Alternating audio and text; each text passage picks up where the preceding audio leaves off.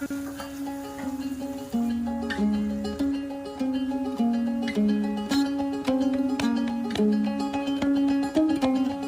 Good morning. Welcome to Prarthana Kannada vlog. ನಾನಿವತ್ತು ಅರವೆ ಸೊಪ್ಪು ಮತ್ತು ಬೇಳೆ ಬಳಸ್ಕೊಂಡು ಬಸ್ಸಾರು ಮಾಡ್ಕೋತಾ ಇದ್ದೀನಿ. ತುಂಬ ರುಚಿಯಾಗಿ ಬರುತ್ತೆ. ಮಾಡೋದು ಸಹ ತುಂಬ ಸುಲಭವಾಗಿ ಮಾಡ್ಕೊಬೋದು. ಹೇಗೆ ಅಂತ ನೋಡೋಣ. ನಾನಿಲ್ಲಿ ಸಾಂಬಾರು ಇಬ್ಬರಿಗೆ ಮಾತ್ರ ಮಾಡ್ಕೊಳ್ಳೋದ್ರಿಂದ ಒಂದು ಅರ್ಧ ಕಪ್ಪಷ್ಟು ಬೇಳೆ ತೊಗೋತೀನಿ. ಅರ್ಧ ಕಪ್ ಬೇಳೆನ ಒಂದು 2 ಟೈಮ್ಸ್ ತೊಳೆದು ವಾಶ್ ಮಾಡಿ ಇಟ್ಕೋತೀನಿ. ಸೊಪ್ಪು ಸೋಸಿದ ತಕ್ಷಣ ಒಂದು ಸ್ವಲ್ಪ ಹೊತ್ತು ನೆನಾಕಿಟ್ಟು ಒಂದು 10 ನಿಮಿಷ ಆಮೇಲೆ ವಾಶ್ ಮಾಡಿ ಎತ್ತಿಟ್ಕೊಂಡಿದ್ದೀನಿ. ಬೇಳೆ ಒಂದು 2 ಟೈಮ್ಸ್ ತೊಳೆದು ಎತ್ತಿಟ್ಕೊಬೇಕಾಗುತ್ತೆ. ಏಕೆಂದರೆ ಧೂಳು ಇರುತ್ತಲ್ವ. ಸೋಸಿ ತೊಳೆದು ಎತ್ತಿಟ್ಕೊಂಡಿದ್ದೀನಲ್ವ, ಸೊಪ್ಪನ್ನ ಈಗ ಬೇಳೆ ಜೊತೆ ಹಾಕಿ ನೀರು ಎಷ್ಟು ಬೇಕೋ ಅಷ್ಟು ನೀರು ಹಾಕ್ಕೊಂಡು, ಸೊಪ್ಪು ಬೇಳೆ ಬೇಯೋಕ್ಕೆ ನೀರು ಎಷ್ಟು ಬೇಕೋ ಅಷ್ಟು ಹಾಕ್ಕೊಂಡು ಸ್ಟವ್ ಹಚ್ಕೊಂಡು ಉಪ್ಪು ಎಷ್ಟು ಬೇಕೋ ರುಚಿಗೆ ತಕ್ಕನಾಗಿ, ಸೊಪ್ಪು ಬೇಳೆ ಬೇಯೋಕ್ಕೆ ರುಚಿಗೆ ತಕ್ಕನಾಗಿ ಉಪ್ಪು ಹಾಕೋತಾ ಇದ್ದೀನಿ. ಕಲ್ಲುಪ್ಪು ಬಳಸ್ಕೊತಾ ಇದ್ದೀನಿ ಇಲ್ಲಿ. ಕುಕ್ಕರ್ ಲಿಡ್ ಮುಚ್ಕೊಂಡು ಒಂದು ವಿಜಿಲ್ ಕೂಗಿಸ್ಕೊಂಡ್ರೆ ಸಾಕಾಗುತ್ತೆ. ಹಾಗೆ ಸಹ ಬೇಯಿಸ್ಕೊಬೋದು. ಸಾಂಬಾರು ಬೇಗ ಆಗಬೇಕು ಅಂದರೆ ಒಂದು ವಿಜಿಲ್ ಕೂಗಿಸ್ಕೊಂಡ್ರೆ ಸಾಕು. ಬೇಳೆ ಬದಲು ನಾವು ಹೆಸ್ರು ಕಾಳು ಮತ್ತು ಅಲಸಂದೆ ಕಾಳು ಬಳಸ್ಕೊಬೋದು. ಒಂದು ಅರ್ಧ ಗಂಟೆ 1 ಅವರ್ ನೆನೆಸಿಟ್ಟು ಬಳಸ್ಕೊಬೇಕಾಗುತ್ತೆ. ಇನ್ಸ್ಟೆಂಟಾಗಿ ಮಾಡ್ಕೋತೀವಿ ಅಂದಾಗ ಬೇಳೆ ಬಳಸ್ಕೊಂಡು ಮಾಡ್ಕೊಬೋದು. ನಾನಿಲ್ಲಿ ಒಂದು ವಿಜಿಲ್ ಹಾಕಿಸ್ಕೊಂಡಿದ್ದೀನಿ. ಸೊಪ್ಪು ಬೇಳೆ ಎರಡು ಒಂದೇ ಟೈಮ್ ಬೇಯುತ್ತೆ. ನೋಡ್ಬೋದು ನೀವಿಲ್ಲಿ. ಇಷ್ಟು ಬೆಂದರೆ ಸಾಕು. ನಾನಿಲ್ಲಿ ಆ ಬೇಳೆ ಸೊಪ್ಪು ಎರಡನ್ನೂ ಸೋಸ್ಕೊತಾ ಇದ್ದೀನಿ. ಸೋಸಿದ ನೀರು ಹಾಗೆ ಮಡಿಕೊಳ್ಳೋಣ. ಬೇಳೆ ಮತ್ತು ಸೊಪ್ಪು ಸೋಸಿದ್ದು ನೀರಿದೆಯಲ್ವ, ಅದೇ ಟೇಸ್ಟ್ ಜಾಸ್ತಿ ಕೊಡೋದು ಸಾಂಬಾರಿಗೆ. ನಾನಿಲ್ಲಿ ಒಂದು ತಟ್ಟೆ ತೊಗೊಂಡು ಸೊಪ್ಪನ್ನ ಆ ತಟ್ಟೆಗೆ ಹಾಕೋತಾ ಇದ್ದೀನಿ.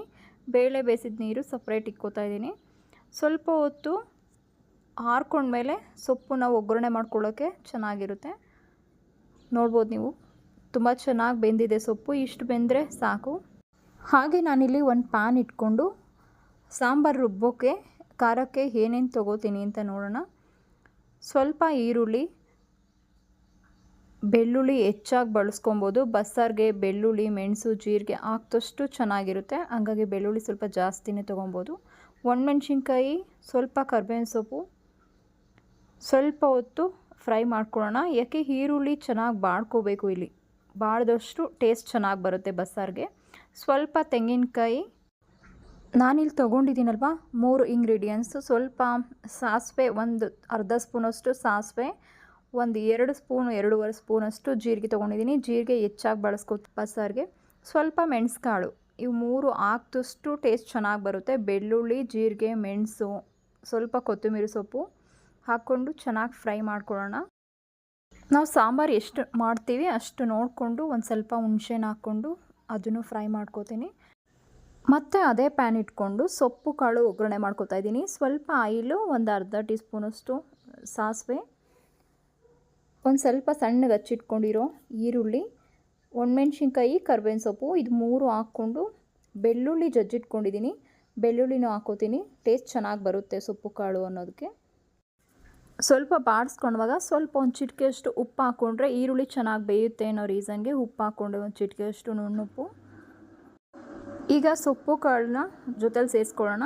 ಸ್ವಲ್ಪ ಹೊತ್ತು ಈರುಳ್ಳಿ ಜೊತೆ ಮಿಕ್ಸಪ್ ಮಾಡಿಕೊಟ್ಟು ಸ್ವಲ್ಪ ಕಾಯಿ ತುರಿ ಹಾಕ್ಕೊಂಡ್ರೆ ಸಾಕು. ಹೆಚ್ಚಾಗಿ ಕೂಡ ಬಳಸ್ಕೊಬೋದು. ಟೇಸ್ಟ್ ಚೆನ್ನಾಗಿ ಬರುತ್ತೆ ಸೊಪ್ಪು ಕಾಳಿಗೆ. ಎಷ್ಟು ಹೆಚ್ಚಾಗಿ ತೆಂಗಿನಕಾಯಿ ತುರಿ ಹಾಕ್ತೀವೋ ಅಷ್ಟು ಚೆನ್ನಾಗಿರುತ್ತೆ ಟೇಸ್ಟು. ನಾನಿಲ್ಲಿ ಒಗ್ಗರಣೆ ಮಾಡ್ಕೊತ ಸ್ವಲ್ಪ ಸೊಪ್ಪು ಕಾಳು ಒಗ್ಗರಣೆ ಮಾಡಿದ್ದೀನಲ್ವ, ಅದನ್ನೇ ತೊಗೊತೀನಿ ರುಬ್ಬಕ್ಕೂ ಸಹ. ಸೊಪ್ಪು ಹಾಗೆ ಎತ್ತಿಟ್ಕೊಂಡಿಲ್ಲ, ಒಗ್ಗರಣೆ ಮಾಡ್ಕೊಂಡ್ಮೇಲೆ ತೊಗೊತೀನಿ. ಟೇಸ್ಟ್ ಚೆನ್ನಾಗಿ ಬರುತ್ತೆ ಅನ್ನೋ ಕಾರಣಕ್ಕೆ.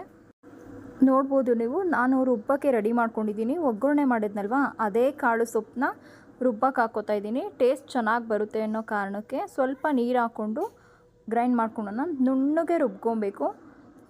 ಎಷ್ಟು ನುಣ್ಣಗೆ ರುಬ್ತೀವೋ ಟೇಸ್ಟ್ ಅಷ್ಟೇ ಚೆನ್ನಾಗಿ ಬರುತ್ತೆ ಸಾಂಬಾರು ಮಾತ್ರ.